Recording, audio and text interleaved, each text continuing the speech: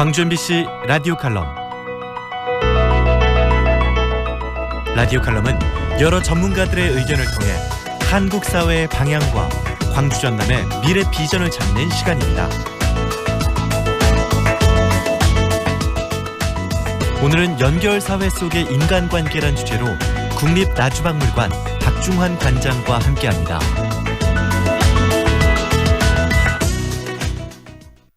휴대전화를 분실해본 경험이 있는 사람이라면 전화기를 잃어버린 상실감 너머에 그동안 SNS로 이어져온 관계에서 일순간 해방된 묘한 홀가분함을 느낀 기억이 있을 것입니다. 이러한 경험으로 돌아보면 휴대전화라는 문명의 이기가 사람들과의 연결을 편리하게 해주는 동시에 사람들의 감성과 정신세계를 피로하게 만들어온 측면도 있었던 것임을 알게 됩니다.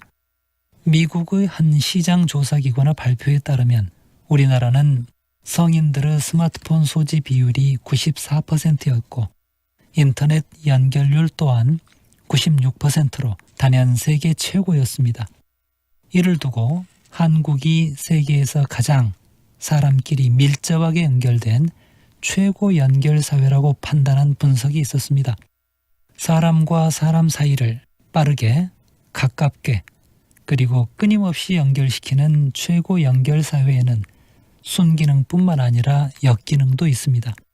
이를 반영하듯이 인터넷과 스마트폰을 통해 연결된 관계에서 피로감을 호소하며 벗어나고 싶어하는 이들이 늘고 있습니다. 그동안 SNS를 많이 사용해온 여성들, 특히 20대 젊은 여성들 가운데서 SNS를 중단하고 싶어하는 고민이 많다고 합니다.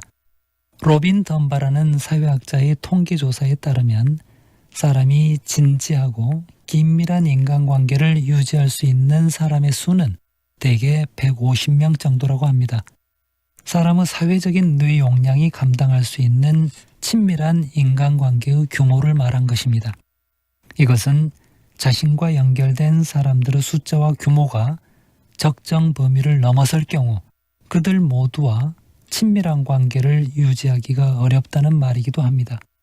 연결이 무한하게 늘어가는 정보화된 환경이 오히려 사람 사이의 관계가 더 옅게, 더 소중하게 바꾸고 또 그 속에서 사람들이 정서적 피로를 느끼고 있을 수도 있다는 이야기가 됩니다.